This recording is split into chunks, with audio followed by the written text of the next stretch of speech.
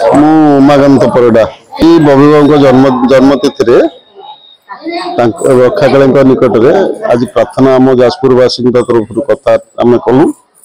ତାଙ୍କ ଦୀର୍ଘାୟୁ ଜୀବନ ନିରାମୟ ଜୀବନ ଆରମ୍ଭ କରନ୍ତୁ।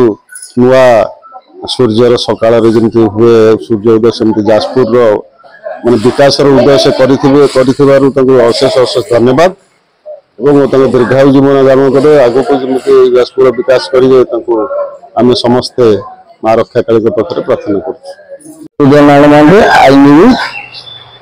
ଆମର ଦେବୀଗଡ଼ା ରକ୍ଷାକାଳୀ ପୀଠରେ ପାଖରେ ଆମେ ବାସିନ୍ଦା, ଆମେ ମାଙ୍କୁ ବହୁତ ବିଶ୍ୱାସ କରୁ।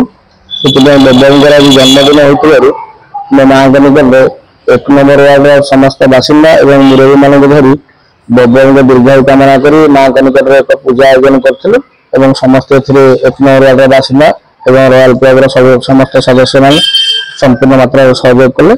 ମାଙ୍କ ପୂଜା ସୁରୁଖୁରୁରେ ହେଲା ଏବଂ ସମସ୍ତେ ଆସିବେ। ଆମେ ଚାହୁଁ ଦେବୀଙ୍କ ଉତ୍ତରୋତ୍ତର ଉନ୍ନତି ହେଉ ଏବଂ ତା ସହିତ ଦେବୀଙ୍କ ଉତ୍ତରୋତ୍ତର ଉନ୍ନତି ହେଲେ ଯାଜପୁରରେ ମଧ୍ୟ ଉନ୍ନତି ହେବ। ଯାଜପୁର ଦେବୀଙ୍କ ସରକାର ଗଲା ପରଠୁ ଯାଜପୁର 1 ବର୍ଷ ହେଲା ମୁଠାଏ ମାଟି ମଧ୍ୟ କୋଉଠି ପଡ଼ିନି।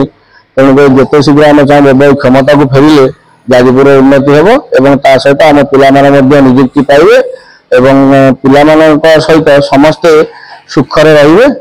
ଏତିକି ଆମେ ଦେବୀଙ୍କ ସୁଖ କାମନା କରି ମାଙ୍କ ନିକଟରେ ପୂଜା ଅର୍ଚ୍ଚନା ଆଜି କରିଥିଲୁ।